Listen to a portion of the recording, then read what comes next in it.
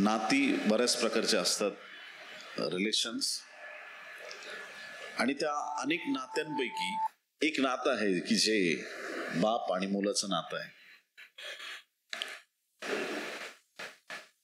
आणि ज्या आई वडिलांनी आपल्याला जन्म दिलाय तर त्या माता पित्यांविषयी 10 आज्ञांपैकी 5व्या आज्ञेत सांगितलं की तू आपला बाप व आपल्या आई यांचा मान राख, रिस्पेक्ट करायला सांगितलं आई वडिलांना. वास्तविक प्रभू येशू ख्रिस्ताने पण आई वडिलांचा फार रिस्पेक्ट केलेला आहे, आदर केलेला आहे. देवाच्या राज्यामध्ये आपण ज्या वेळेस येतो त्यावेळेस आपले जे जगिक माता पिता आहेत ते आपल्यासाठी आहेतच, पण आध्यात्मिक क्षेत्रात पण परमेश्वर आपल्याला काही नाती देत असतो. आमेन. आलिशा आणि एलिया हे दोन देवाचे एक महान सेवक जुन्या करारात आपल्याला पाहायला मिळतात. पहिल्या राजाच्या पुस्तकामध्ये एलियाबद्दल आहे आणि जास्तीत जास्त माहिती दुसऱ्या राजामध्ये आलिशाबद्दल आहे. वास्तविक पाहता आलिशा हा एलियाचा मुलगा नव्हता, परंतु एक समय असा आला की त्या समयी एलियाला जग सोडून जायचं होतं. अर्थात यार्देन नदी दुभागली आणि आता अशी वेळ आलेली आहे, एलिया सारखं त्याला सांगतोय माझ्या बरोबर येऊ नकोस तू जा. पण आलिशा अशा स्वभावाचा आहे की त्याने ठरवलंय की जोपर्यंत मला अभिषेक मिळत नाही मी एलियाला सोडणार नाही. आणि एलिया जिथं जायचा आलिशा त्याच्या मागे जात गेला.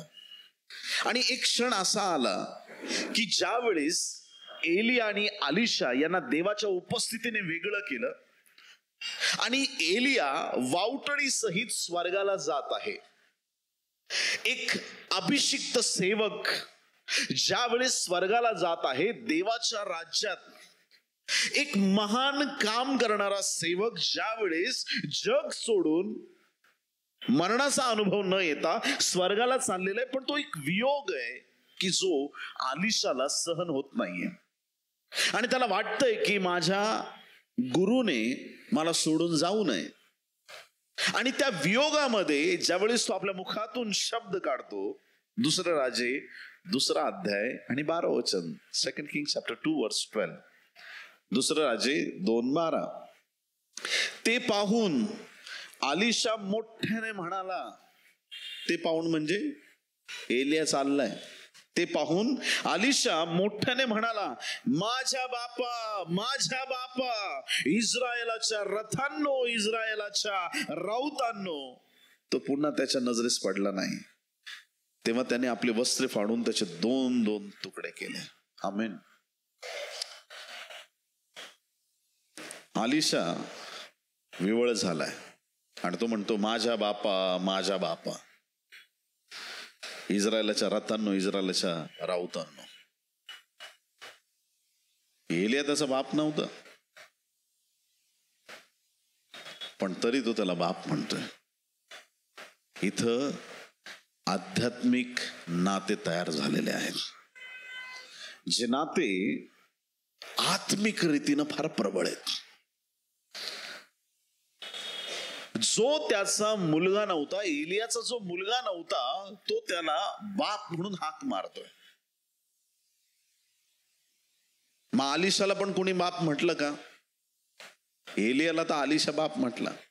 मग आलिशाला कोणी बाप म्हटलं का? राजे लोक आलिशाला बाप म्हणायचे. किती लोक आमेन म्हणणार? कोणते लोक? राजे. देवाच्या पवित्र वचनांमध्ये देवाच्या सेवक सेविकांना फार मोठं महत्व देण्यात आलेलं आहे आणि त्यांची आई बाप अशी तुलना करण्यात आलेली आहे. बाप नसताना आलिशा एलियाला बाप म्हणत आहे. मग आलिशाला कोणी बाप म्हणतंय का? ज्या वेळेस ना एक क्षण असा होता की आलिशा सगळ्या टीप पवित्र आत्म्याच्या द्वारे राजाला द्यायचा. राजा, तुझे दुश्मन आले, मरणार आहे, तू तिकडून जा. आणि आरामीला राजाचे जे चुकीचे प्लॅन होते देवाच्या अभिषिक्ताच्या विरुद्ध, म्हणजे त्या इस्रायली राजाच्या विरुद्ध जे प्लॅन होते, ते सगळे प्लॅन ज्या वेळेस हा अलीशा समजावून सांगायचा, राजाला निरोप पाठवायचा, त्यावेळेस अशी काही परिस्थिती तिथे निर्माण झाली की तो आरामचा राजा जो होता तो भयभीत झाला. आणि मग त्याने शोध लावला की कोण आपली बातमी जाऊन तिकडं इस्रायल मध्ये सांगतंय. आणि त्याला निरोप आला, कुठून तरी कळालं त्याला, कोणी व्यक्ती नाहीये की जो आपल्यातून जाऊन तिकडे बातमी सांगतो. इस्रायलचा देव जिवंत आहे. मी म्हटलं इस्रायलचा देव, मी म्हटलं इस्रायलचा देव जिवंत आहे.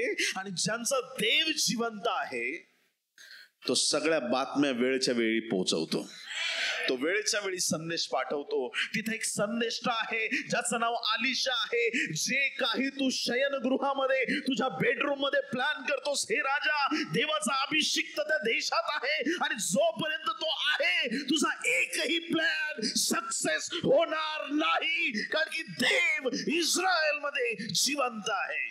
हालेलुया. असे फौज घेऊन जा, सेना घेऊन जा, पकडून आणा त्या अलीशाला. गेले सगळे. आता ज्यावेळेस ती फार मोठी घटना आहे, पण थोडक्यात सांगतो. एकीकडे एकटा अलीशा आणि दुसरीकडे मोठं सैन्य. कोण जिंकणार आहे? हालेलुया. तुम्हाला विश्वास आहे?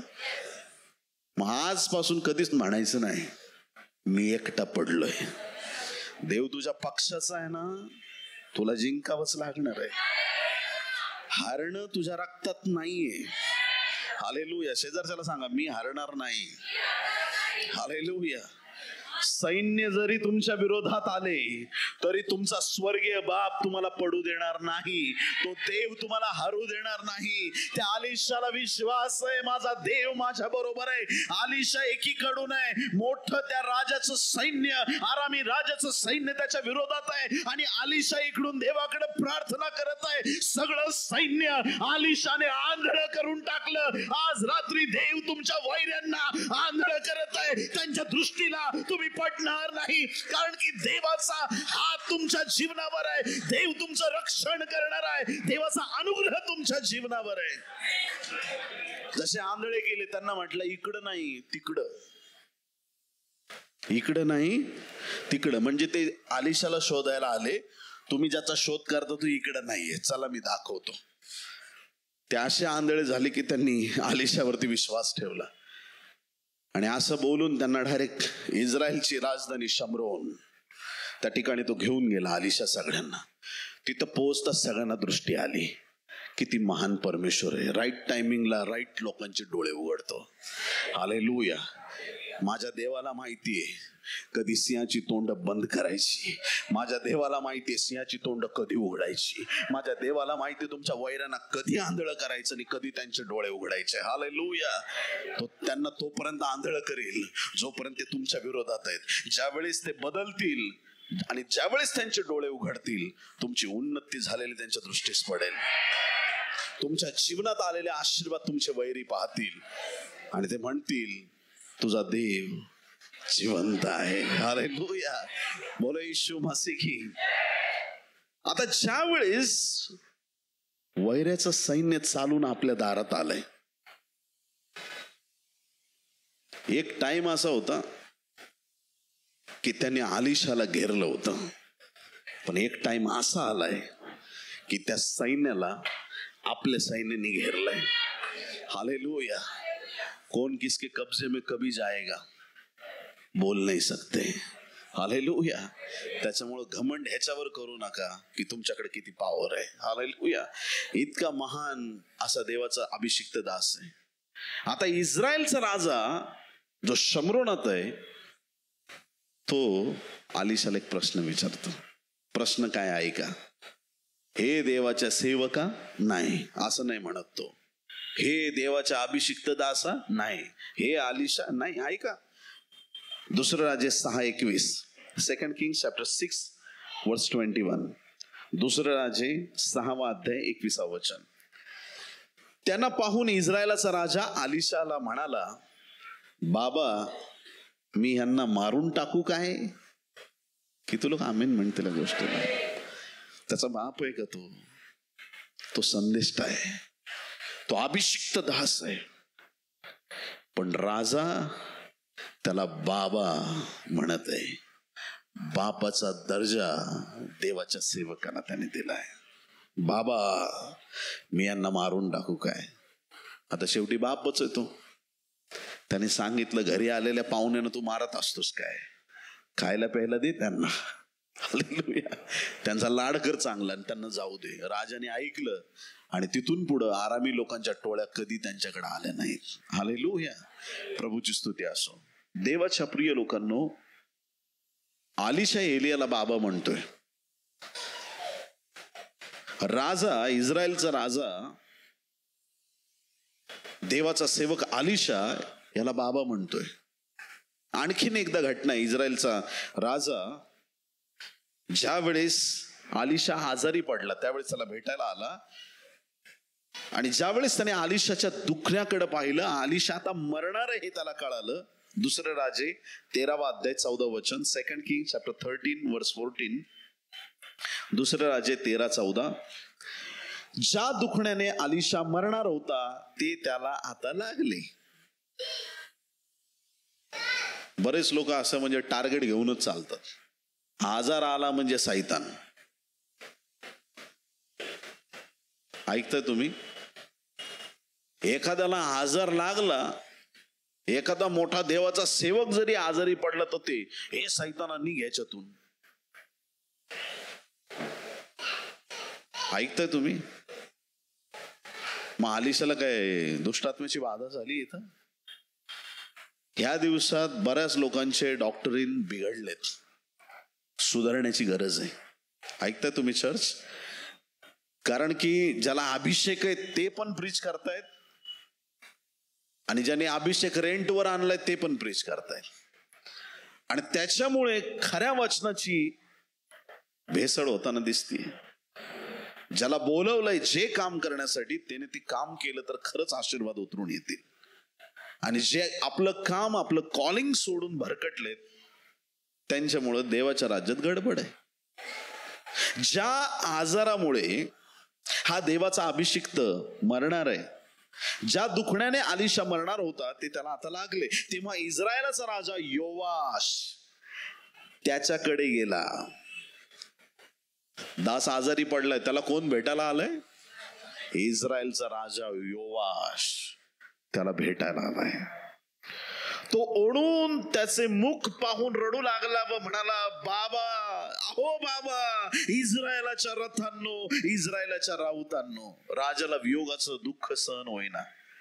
त्याचा चेहरा बघून कळाला आता जास्त वेळ जगणार नाहीये. राजाला दुःख झालंय आणि तो काय म्हणतोय देवाच्या दासाला? बाबा. बाप म्हणून तो त्याचा उल्लेख करत आहे. बायबलमध्ये अशी अनेक उदाहरणं आहेत. श्रीमंत मनुष्य, दरिद्री लाजार. लाजार कुठं राहायचं? बंगल्यात. कुठं राहायचं? त्या पॅलेसच्या बाहेर होता. श्रीमंत आत राहायचा. आणि त्याची एक अपेक्षा होती दरिद्री लाजाराची, जे काही श्रीमंताच्या मेजावरून पडेल ते खाऊन जागायचं, उपजीविका चालवायची. मला असं वाटतं, असं लिहिलं नाही पण मला असं वाटतं की श्रीमंत खाली काहीच पडू देईना. एक खाऊन खाऊन मेला आणि एक उपाशी राहून मेला. एक हाय ब्लड प्रेशरनी मेला आणि एक लो ब्लड प्रेशरनी मेला. दोघांचे आजार वेगळे वेगळे असतील. एकाचं सगळं हाय झालं असेल आणि एक एकदम लो झाला असेल. दोघे मेले. तो दरिद्रीच होता. तो डायरेक्ट गेला ना अब्रामाच्या उराशी टेकला आणि श्रीमंत डायरेक्ट नरकाच्या अग्नीमध्ये. आता अशी परिस्थिती आहे की हा श्रीमंत विनंती करतोय, ते लाजराला जरा इकडे पाठवून दे पाणी घेऊन. तुझ्या काय बापाचा नोकर आहे का तू लाजर? तुला पाणी द्यायला नरकात. काही लोकांचा हेकेखोरपणा असतो, पैशाचा त्यांना खूप घमंड असतो. हे तू इकडे रे, तू तिकडे जा रे. जे खूप धनवान आहेत ना ते असं नॉर्मल बोलत नाहीत, आणि कधी त्यांना अशी सेवा, कोणाचे पाय धुता नाहीत त्यांना, नम्रपणा त्यांच्याकडे नसतो. मेलाय तरी त्या घमंडमध्येच आहे तिथं अजून. ए बापा अब्राम, त्याला पाठव इकडं, त्याला पाठव. अरे जिवंतपणी कधी महालात बोलवलंस का त्याला जेवायला? लिहिलंय कुठं बायबलमध्ये की एक दिवशी त्या धनवान माणसाने त्या लाजराला आपल्या घरात जेवायला बोलवलं, त्याला खाऊ पिऊ घातलं, त्याला खूप आनंदी केलं? नाही. कधी तू आपली जी बाउंड्री आहे श्रीमंतीची ती ओलांडून तू गरीबापर्यंत पोहोचला नाही, आज तो गरीब पण तुझ्याकडे येणार नाही. संपलाय विषय तुझा. मोठा दरा ठेवलाय आता. तिथं नव्हता दरा, पण इथं दरा ठेवलाय. तिकडं नाही काय केलंस ना, इकडं पण तुला काही मिळणार नाही. नाही येणार लाजर, जा. मग आता तो विनंती करतोय. मग तो म्हणाला, लूक याचा 16वा अध्याय 27, 28, 29. लूक 16, 27, 28, 29. मग तो म्हणाला, तर बापा मी विनंती करतो. अब्रामाला काय म्हणतोय? बापा.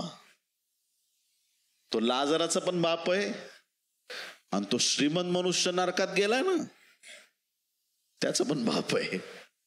कळतंय तुम्हाला? खूप महत्वाची गोष्ट आहे. मग तो म्हणाला, तर बापा मी विनंती करतो, त्याला माझ्या बापाच्या घरी पाठवा. समजतंय सगळ्यांना? जरा कठीण आहे. अब्रामाला बोलतोय, बापा अब्रामा, तू तुझ्या कुशीत आहे ना लाजर, त्याला माझ्या बापाच्या घरी पाठव. कशासाठी पाठव? कारण मला अजून किती,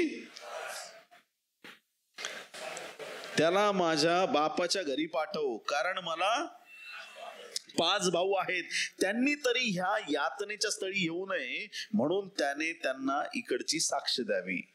पण अब्रामाने त्याला म्हटले, त्यांच्या जवळ मोशे व संदेष्टे आहेत, त्यांचे त्यांनी ऐकावे. लाजराला पाठवायची गरज नाही. मोशे आहेत, संदेष्टे आहेत, बायबलची वचन आहेत त्यांच्याकडे, ऐका बायबलचं वचन काय सांगतंय. लाजराला पाठवता येणार नाही. श्रीमंत मनुष्य अब्रामाला बाप म्हणत आहे. योवाश राजा आलिशाला बाप म्हणत आहे. आलिशा एलियाला बाप म्हणत आहे. समजून घ्या, जुन्या करारामध्ये सुद्धा आणि नवीन करारात ख्रिस्ताच्या काळामध्ये सुद्धा ही कन्सेप्ट आपल्याला पाहायला मिळते की लोक जे आध्यात्मिक रीतीनं त्यांना चालवणार आहेत त्यांना बाप म्हणून ओळखतात. किती लोक आमेन म्हणतील?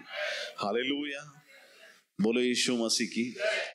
येशू ख्रिस्ताने एक दिवशी वचन सांगितलं, आणि ज्यावेळेस तो बोलत असताना कुणाशी काय ते नंतर सांगेल, पण प्रभू येशू ख्रिस्ताचेच शब्द मी तुम्हाला सांगतो की ज्या शब्दांना घेऊन काही लोक दुविधा मनस्थितीमध्ये आहेत. मग काय ते येशूचे शब्द ते ऐका. मत्तई 23वा अध्याय 9व वचन.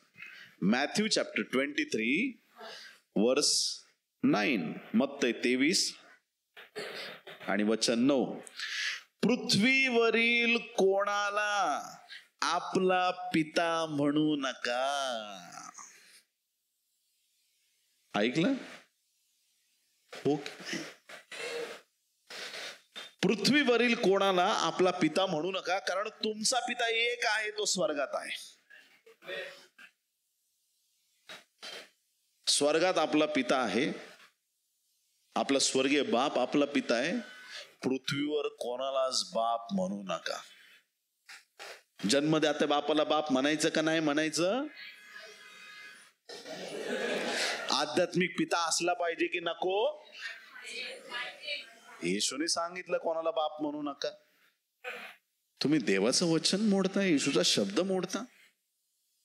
आध्यात्मिक बाप पाहिजे का नको? मग येशू ख्रिस्त काय सांगतो इथं? एकच पिता आहे, तो स्वर्गात आहे, बाकी जगात कोणाला बाप म्हणू नका. त्याच्याच वरचं वचन 23वा अध्याय 8व वचन. मत्ते 23:8. तुम्ही तर आपणास गुरुजी म्हणून घेऊ नका.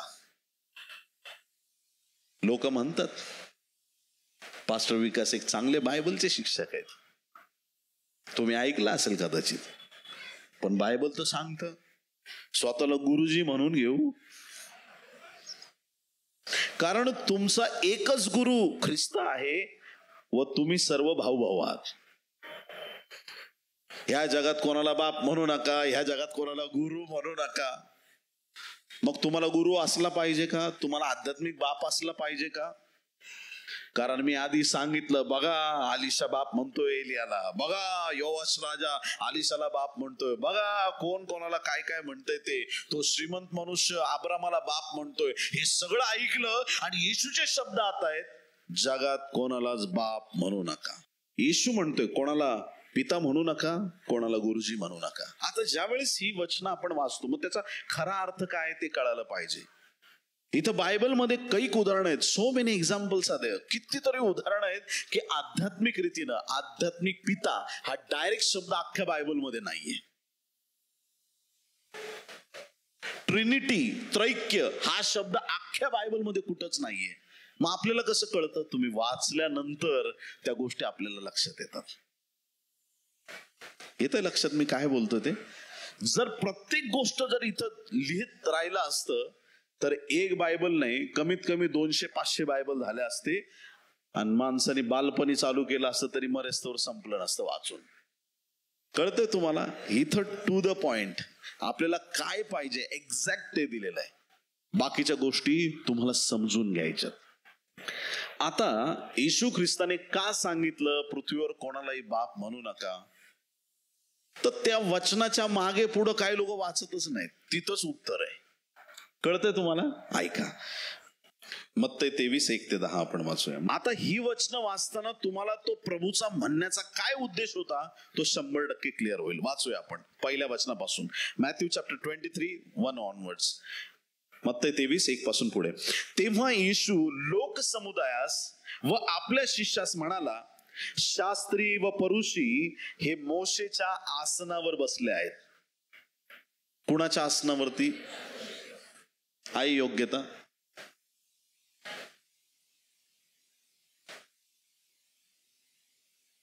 प्रत्येकाने आपापल्या आसनावरती बसलं पाहिजे, दुसऱ्याच्या जागेवर नाही बसायचं.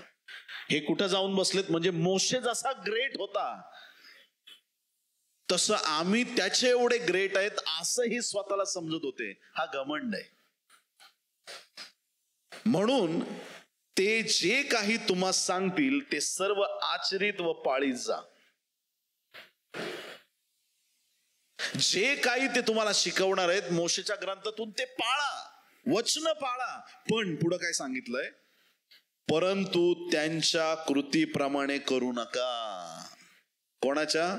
शास्त्री आणि पुरुषांच्या कृतीप्रमाणे करू नका. कारण ते सांगतात पण ते आचरण करीत नाहीत.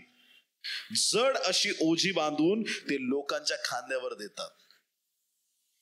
दुसऱ्यांना वचन सांगतात, मोठी मोठी ओझी लोकांच्या खांद्यावर टाकतात, परंतु ती काढण्यास ते स्वतः बोटही लावायचे नाहीत. आपली सर्व कामे लोकांनी पाहावी म्हणून ते ती करीतात. बघा कसे गुरु आणि कसे बाप आहे त्यांचे. त्या काळातले आध्यात्मिक पिता या प्रकारे करप्ट झालेले होते. लोकांना सांगायचे वचन पाळा, स्वतः पाळत नव्हते.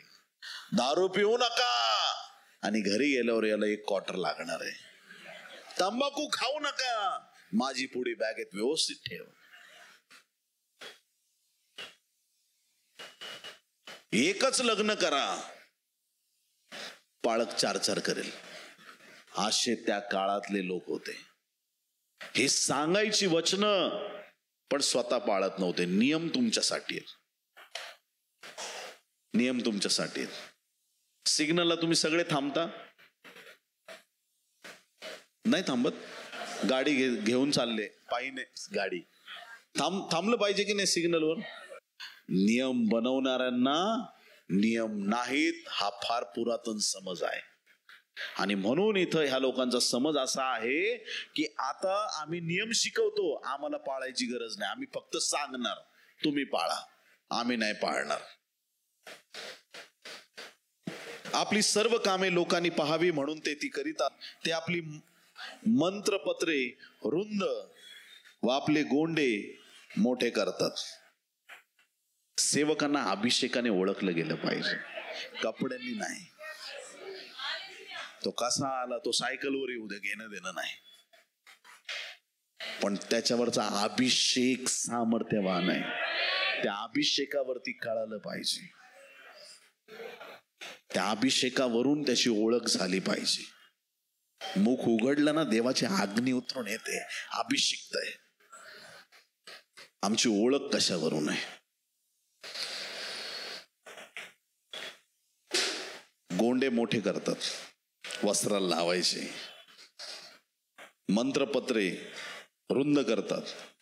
जेवणावळीतील श्रेष्ठ स्थाने, सभास्थानातील श्रेष्ठ आसने, मुख्य स्थान त्यांना आवडतं. सभास्थानात गेलं पण तेव्हा पण त्यांना मुख्य स्थान पाहिजे, पुढं बसायला पाहिजे. काही लोकांना मोठी मोठी आसनं आवडतात, चांगल्या ठिकाणी बसायला आवडतं, साध्या ठिकाणी ते बसत नाही. हे असे त्या काळातले गुरु आणि त्या काळातले आध्यात्मिक बाप होते. बाजारात नमस्कार घेणे व लोकांकडून गुरुजी म्हणून घेणे त्यांना आवडते. त्यांना असं प्राऊड फील होतं. गुरुजी त्यांच्या डेझिग्नेशन, तुम्ही चुकून त्यांना काही दुसरा शब्द वापरला त्यांना वाईट वाटतं. ब्रदर तर ब्रदर, नावाने हाक मारली तर नावाने हाक मारली, तुम्हाला फरक नाही पडला पाहिजे. हालेलुया. कधी रिस्पेक्ट मिळेल न मिळेल फरक पडत नाही तुम्हाला. Praise the lord. 500ची नोट आहे, त्याला कुणी म्हटलं हे 100च्या नोटी कशी काय, बरी आहेस का? ती म्हणाल, लाज वाटते का तुला? मी 500ची नोट आहे, तू कसं काय माझी किंमत कमी करतो? किंमत कमी होणार आहे का? ती 500ची आहे, 500चीच राहणार. मग जर तू देवाचा सेवक आहे, तुला कोणी ब्रदर म्हटलं, तुझी काय क्वालिटी कमी होणार आहे? तुम्हाला काय म्हणायचं ते म्हणा. अपोस्टल म्हणा, नाही तर डायरेक्ट विकास म्हटलं तरी चालेल. ऐकता तुम्ही चर्च? फरक नाही पडला पाहिजे. सन्मानासाठी भुकेले असे त्या काळातले वडील आणि बापगण होते. तुम्ही तर आपणास गुरुजी म्हणून घेऊ नका. असे गुरु बनणार असलात तर स्वतःला गुरु म्हणूच नका, कारण त्या योग्यतेचे तुम्ही नाहीत. कारण तुमचा एकच गुरु ख्रिस्त आहे व तुम्ही सर्व भाऊ भाऊ आहात. एकच गुरु ख्रिस्त आहे. आणि तो कोण आहे? स्वतः येशू तिथं होता. त्या जागेवरती सगळ्यांनी तो रिस्पेक्ट येशूला द्यायला पाहिजे होता. त्या काळातले जे शास्त्री परुषी आहेत त्यांनी पण प्रभूला बाप म्हणून हाक मारायला पाहिजे होती. तू आमचा गुरु आहेस असं त्यांनी मारायला पाहिजे होतं. पण त्यांनी ख्रिस्ताकडे दुर्लक्ष केलं, कारण ते स्वतःच्या धुंदीत होते. मग जर असं गुरुपणा, तुम्ही लबाडीचा गुरुपणा करत असाल तर स्वतःला गुरु म्हणून घेऊ नका. पृथ्वीवरील कोणाला आपला पिता म्हणू नका. जर असे बाप तुम्हाला बनायचंय तर कोणाला बाप म्हणू नका. शास्त्री परुषी यांना उद्देशून हे आहे. समजलं ना काय लिंक आहे त्याच्यात? त्या वचनामध्ये तिथंच लिहिलंय, त्याच वचनात लिहिलंय, पृथ्वीवरील कोणाला आपला पिता म्हणू नका, कारण तुमचा पिता एक आहे, तो स्वर्गीय आहे. असे लबाड आणि ढोंगी आध्यात्मिक पिता बाळगण्यापेक्षा डायरेक्ट नजर येशूवरती केंद्रित करा. पण खोट्यांना आणि लबाडांना बाप म्हणू नका, हा त्याचा अर्थ आहे. आमेन. तसेच आपण स्वामी म्हणून घेऊ नका, कारण तुमचा स्वामी एक आहे, तो ख्रिस्त आहे. त्या काळात बाप म्हणून घेणारे योग्यतेचे नव्हते आणि म्हणून प्रभूने स्पष्ट सांगितलंय की तुम्ही जगात ह्या अशा लोकांना बाप म्हणू नका, हा त्याचा अर्थ आहे. लबाड लोकांना बाप बनवू नका. 23व्या अध्यायात मत्ती 23:8 मध्ये सांगितलं की कोणाला गुरु म्हणू नका, म्हणजे शिक्षक म्हणू नका. मग शिक्षक काय आहे? 5 जे कॉलिंग आहेत मिनिस्ट्रीतले त्याच्यापैकी एक आहे. इफिस 4 अध्याय 11 वचन, इफिशियन्स चॅप्टर 4 वर्स 11. आणि त्यानेच कोणी प्रेषित म्हणजे अपोस्टल केलेत. कुणाला प्रेषित केलंय? कोणी संदेष्टे, कोणी सुवार्तिक, कोणी पाळक व शिक्षक असे नेमून दिले. शिक्षक कोणी बनवलेत बायबलचे? देवानेच तयार केलेत. मग जे कॉलिंग परमेश्वराने ठेवलंय, देव कधी असं सांगणार नाही की तुमच्यात कोणी शिक्षक नसावा. देवाच्या लोकांनो, ह्या गोष्टींचा आध्यात्मिक अर्थ आपण समजून घेणं आणि त्याच्यावरती लक्ष केंद्रित करणं हे फार महत्वाचं आहे.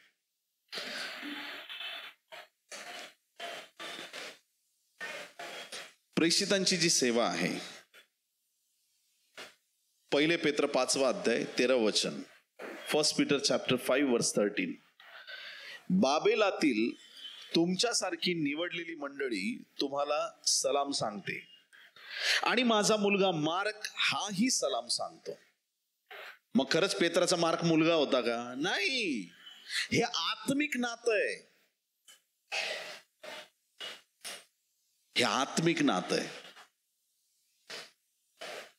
1 तिमोथी 1 अध्याय 1 वचन, संत पौल तिमोथेला पत्र लिहितोय आणि पहिल्याच वचनात, पहिल्याच वाक्यात, फर्स्ट चॅप्टर सुरुवात कुठून करतोय पहा. 1 तिमोथी 1:1. देव आपला तारणारा व प्रभू येशू ख्रिस्त आपली आशा यांच्या आज्ञेने ख्रिस्त येशूचा प्रेषित पौल याच्याकडून विश्वासातील माझे खरे लेकरू तिमोथेयाला. संत पौल तिमोथेला आत्मिक पुत्र मानतोय. पेत्र मार्कला आत्मिक पुत्र मानतोय. पुढं करिंथच्या मंडळीला संत पौल काय म्हणतो पहा. 2 करिंथ 12 अध्याय 14 आणि 15 वचन. खूप इंटरेस्टिंग वचन आहे. 2 करिंथ 12, 14 ते 15. पहा, तिसऱ्यांदा तुमच्याकडे येण्यास मी तयार आहे. करिंथच्या मंडळीला संत पौल सांगतो. कितव्यांदा? तिसऱ्यांदा. आधी 2 वेळा येऊन गेला त्यांच्याकडे. परत संत पौलाची तिसऱ्यांदा त्यांच्याकडे जाण्याची उत्कट इच्छा आहे त्या मंडळीकडे. आणि मी तुमच्यावर भार टाकणार नाही. आपल्याकडे एखादा पाहुणा आला तर भार होणारच. भार कशाचा असतो? त्याचं खाणं पिणं राहणं, काय त्याला पाहिजे काय नकोय, सेवेतल्या गरजा, त्याला मिनिस्ट्रीला जायचंय, कुठं जायचंय, काय करायचंय. कारण काही अशी उदाहरणं आहेत की ज्यावेळेस संत पौल पुढच्या प्रवासाला निघायचा, त्याच्या जहाजावरती भेटवस्तू लोक नेऊन द्यायचे, म्हणजे त्याला पुढच्या प्रवासामध्ये त्या गोष्टी कामी येतील. त्याच्या आर्थिक गरजा मंडळी पूर्ण करत होती. त्याला वेळोवेळी मंडळीकडून मदत व्हायची. पण त्या संत पौलाच बघा कसं आहे की मी येतो पण तुमच्यावरती भार व्हायला येत नाहीये, तुमच्यावर ओझं टाकण्यासाठी मी येत नाहीये. मी तुमच्यावर भार टाकणार नाही, कारण मी तुमचे काही मागत नाही, तर स्वतः तुम्हीच मला पाहिजे आहात. आई बापांनी मुलासाठी संग्रह केला पाहिजे, मुलांनी आई बापासाठी नव्हे. आमेन. संत पौल स्वतःला या करिंथच्या मंडळीचा आई बाप असा उल्लेख करतोय. आई बापाने म्हणजे मी स्वतः तुमच्यासाठी बऱ्याच गोष्टी साठवल्या पाहिजे, तुमच्यावर मी खर्च केला पाहिजे, तुम्हाला ओझं देण्यासाठी मी तुमच्याकडे येत नाही. ज्या वेळेस आपण सेवा करतो त्यावेळेस ही सेवा अशी व्हावी की ज्यावेळेस तुम्ही एखाद्याकडे जाता त्यांना मोठे आशीर्वाद प्राप्त झाले पाहिजेत. प्रियांनो, हालेलुया, बोलो येशू मसीह की. तुमच्या येण्याने समोरच्याला कधीच वाटतं कामा नये मी संकटात पडलोय, कारण की आता हे आल्यामुळे आता सगळे नासधूस, आता सगळं संपणार. जर तुम्ही देवाची सेवा करीत आहात आणि ज्यावेळेस तुम्ही प्रभूचं काम करत आहात, तुमच्या एखाद्या ठिकाणी जाण्याने त्या परिवाराला संकटाला सामोरे जाता कामा नये, किंवा त्यांच्यावरती काहीतरी मोठी आर्थिक अडचण आली, सेवक आलाय म्हणजे आता आम्हाला काहीतरी करावं लागेल, आम्हाला खूप मोठी आता अडचण येणार आहे. काही लोक अशाच दृष्टीने बघतात, सेवक आला म्हणजे अडचण. संत पाऊल किती सरळ मनाचा आहे, किती सात्विकतेने देवाचे शब्द सांगत आहे. आणि एकदा करून बघा ना माझ्यासाठी. ऐकताय का तुम्ही? ज्या पाळकाला तुम्ही दान दिलं नाही आणि परत तुमच्या घरी आला, समजा खरा सेवक आहे. करून बघा एकदा. दरवेळेस द्या आणि एक दिवशी देऊच नका. आणि तरी जर तुमच्याकडे तो परत आला, समजून घ्या तो देवाचा खरा अभिषिक्त आहे. तो दानासाठी येत नाहीये तुमच्याकडं. त्याची सेवा पण देवाला मान्य आहे आणि तुम्हाला पण आशीर्वाद मिळतील. आई बापाने मुलासाठी संग्रह केला पाहिजे, मुलांनी आई बापासाठी नव्हे. मी तुमच्या जीवासाठी फार आनंदाने खर्च करेन. संत पौल इतका त्याचा म्हणजे ज्या आध्यात्मिक गोष्टी आहेत त्याच्यात त्याचा एवढा प्रबळ विश्वास आहे की तुम्ही माझी लेकरं आहेत, माझ्यासाठी तुम्ही त्रास करून घेऊ नका, मी तुमच्यासाठी खर्च करीन. काय खर्च करणार आहे पुढे लिहिलंय ऐका. मी तुमच्या जीवासाठी फार आनंदाने खर्च करेन व मी स्वतः सर्वस्वी खर्ची पडेन. माझं जीवन तुमच्यासाठी खर्चून टाकणार आहे. किती लोक आमेन म्हणणार आहे गोष्टीत. हालेलुया. काय संत पाऊलाचं मन आहे. याला म्हणतात देवाचा सेवक. याला म्हणतात देवाचा सेवक. खरी बापाची भूमिका संत पाऊलाने दाखवली की मी तुमच्यासाठी सर्वस्व माझं खर्चून टाकणार आहे. ही खरी सेवा आहे. आणि ती सेवा करता करता ज्या पालकांचे अकाउंट झिरो होतात, ज्यांना कधी असं वाटतं की आज माझ्याकडं प्रभू तुझ्याशिवाय काही नाही, ते खरंच आशीर्वादित लोक आहेत. मला असं म्हणायचंय. हालेलुया. जीवन खर्चून टाकायला तयार आहे. मी स्वतः सर्वस्वी खर्ची पडेन. मी तुमच्यावर अतिशयच प्रीती करतो म्हणून तुम्ही माझ्यावर कमी प्रीती करता की काय? जर बाप एवढा प्रेम करणार आहे तर मंडळी पण त्याच्यावरती प्रेम करणार आहे. किती लोक आमेन म्हणणार त्या गोष्टीला. हालेलुया. असं कधी होत नाही आई बाप प्रेम करतात आणि लेकरं म्हणतात नाही आमचं प्रेम नाही. आई बाप जर प्रेमळ आहेत तर लेकरं पण प्रेमळच असतात प्रियांनो. हालेलुया. एक ना एक दिवस त्यांचे डोळे उघडतात आणि ते बरोबर आई बापावर प्रेमच करायला लागतात. संत पाऊलाचं मंडळीवरचं एक खरं प्रेम आहे. हे अलौकिक सामर्थ्य त्याच्या जीवनामध्ये आहे. पेत्र मार्कला पुत्र म्हणतोय, संत पौल तिमोथेला, करिंथच्या मंडळीला लेकरं म्हणतोय, स्वतःला आईबाप म्हणून उल्लेख करतोय. आणि सिम जो फिलेमोनाच्या पत्रातला आहे, पहिल्या अध्यायाच्या 10व्या वचनामध्ये, मी बंधनात असता ज्याला आध्यात्मिक जन्म दिला ते माझे लेकरू अनेसिम याच्याविषयी तुला विनंती करतो. फिलेमोनाला संत पौल विनंती करतोय. आणि या ठिकाणी अनेसिम त्याच्याबद्दल तो बोलतो की मी त्याला आध्यात्मिक रीतीने जन्म दिलाय. ही जी सगळी वचनं आहेत ना, ही आपल्या मनात पक्की करून ठेवा. बायबलचे चांगले डॉक्टरीन काय आहेत? एखाद्या वचनाचा विपर्यास करून, कोणाचा ऐकून किंवा चुकीच्या मार्गाने विचार करू नका, किंवा कोणाचा ऐकून वचनातून कुठेतरी असं भरकटून जाऊ नका. हे बायबलचे साऊंड डॉक्टरीन आहेत. हे बायबलचं पवित्र वचन आहे की तुम्हाला आध्यात्मिक बाप असला पाहिजे. ज्यांना आध्यात्मिक बाप आवडत नाही किंवा ज्यांना लाज वाटते की हा माझा आध्यात्मिक बाप आहे, ते लोक कोणतरी मोठं नाव घेतात परदेशातलं, he is my spiritual father. कधी भेटला का त्याला? कधी तोंड बघितलं नाही. काय नाही, मी मानतो त्यांना आध्यात्मिक बाप, फक्त हे दाखवण्यासाठी की मी एवढ्या मोठ्या पास्टरचा आध्यात्मिक पुत्र आहे. तुमचं स्पिरिच्युअल फादर कोण आहे हे समजणं फार गरजेचं आहे. आणि ज्या वेळेस काही लोकांना मी बघितलंय, नेहमी ते बोलत राहतात, पास्टर विकास माझे आत्मिक पिता आहेत. आणि मला असं खूप वाटतं की नाही का, ज्या वेळेस एखादा व्यक्ती बोलतो की म्हणजे खरंच रिअल मध्ये एखादा व्यक्ती बोलतो की हा माझा मुलगा आहे, म्हणजे त्या माणसाची सगळी प्रॉपर्टी त्याची.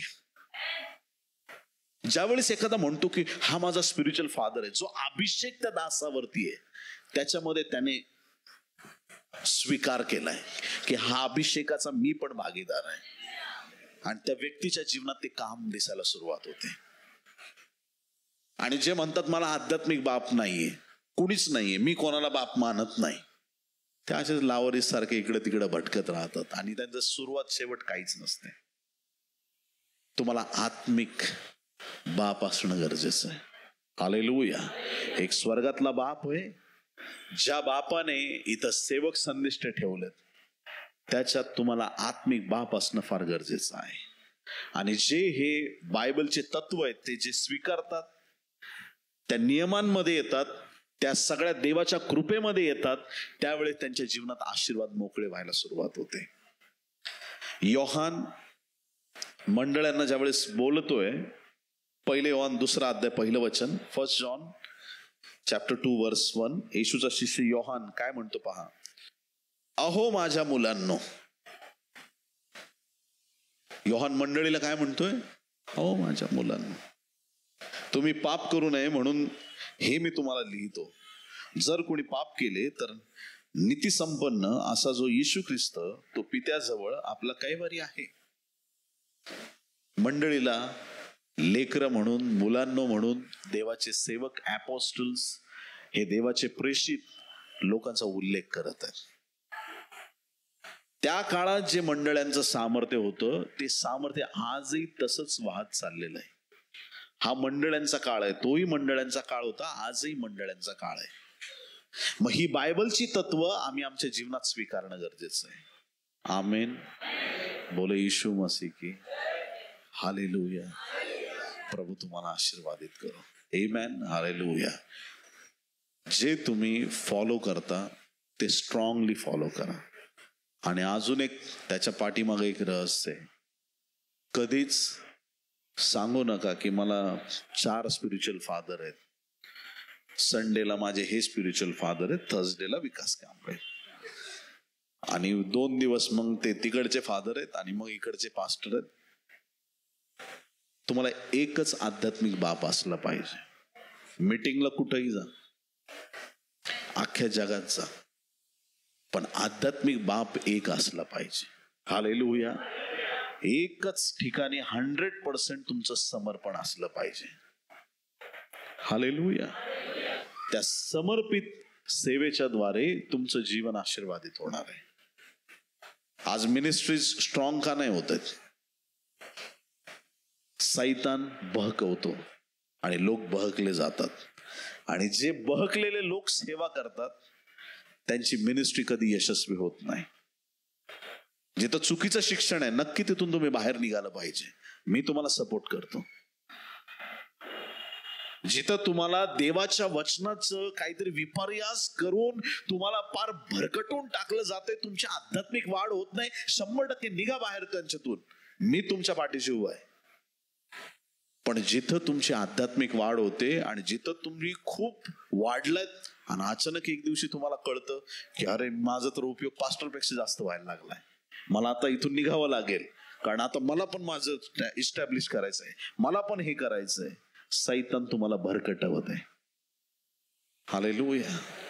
आज मंडळीमध्ये ते बाप आणि मुलगा हे नातं परत एकदा उभं राहणं गरजेचं आहे. आमेन. हालेलुया. एकनिष्ठ राहा आपल्या आध्यात्मिक बापाशी, एकनिष्ठ राहा आपल्या आध्यात्मिक लेकरांशी. तुमच्याकडे एक पौल पण पाहिजे आणि तुमच्याकडे तिमोथी पण पाहिजे. कोणीतरी तुमचा पण आध्यात्मिक बाप असला पाहिजे आणि कोणीतरी तुमच्याकडे आध्यात्मिक लेकरं पण असले पाहिजे. नवीन लोकांना तयार करा. एखादा व्यक्ती प्रभूमध्ये येतो, त्याचा नवा जन्म होतो, एक बाळासारखं आहे, आणि जे लोक अशा लोकांची काळजी घेतात त्यांना अधिकार आहे की ते त्यांना म्हणू शकतात तुम्ही माझी लेकरं आहेत. आज ते ऐक्य, ती प्रीती मंडळीत कुठंतरी कमी होत चालली. जर आम्हाला भारतात, महाराष्ट्रात रिवायवल बघायचं आहे तर मंडळीमधलं हे पारिवारिक वातावरण स्ट्रॉंग होणं गरजेचं आहे. किती लोक आमेन म्हणणार त्या गोष्टीला? आमेन. बोलो येशू मसीह की हालेलुया. या एक प्रार्थना करू, आपले डोळे बंद करूया. पवित्र स्वर्गीय बापा, प्रभू येशू ख्रिस्ताच्या पवित्र नावात आम्ही तुझ्या चरणाशी येतो. आज जे अलौकिक वचन प्रभू तू आम्हाला दिलंस, या वचनाद्वारे आमच्या अंतःकरणाची भेट घेतलीस, तुला धन्यवाद देतो. आत्मिक रीतीनं प्रभू प्रत्येकाला प्रबळ कर आणि तुझ्या वचनाच्या उलगड्याच्या द्वारे तुझ्या लोकांना तुझा स्वर्गीय आनंद तू दिलास, तुला आम्ही धन्यवाद देतो. आज मंडळीशी, तुझ्याशी आणि आध्यात्मिक पित्याशी, आध्यात्मिक लेकरांशी एकनिष्ठतेचं नातं प्रभू तू निर्माण केलंस, तुला आम्ही धन्यवाद देतो. प्रत्येकाच्या हृदयाची भेट घेतलीस प्रभू, आणि जेही प्रभू परमेश्वरा नकारात्मक गोष्टी ऐकल्या होत्या त्या रद्द केल्यास प्रभू, तुला आम्ही धन्यवाद देतो. आज आमची एकच प्रार्थना आहे, तुझी दया, तुझी कृपा आम्हा प्रत्येकाच्या जीवनावर असू दे. सहाय्य कर, मदत कर, तुझं गौरव होऊ दे. ही सर्व प्रार्थना उद्धारक येशूच्या गोड, पवित्र आणि सर्वोच्च नावात मागतो म्हणून पित्या ऐक. आमेन, आमेन, आमेन.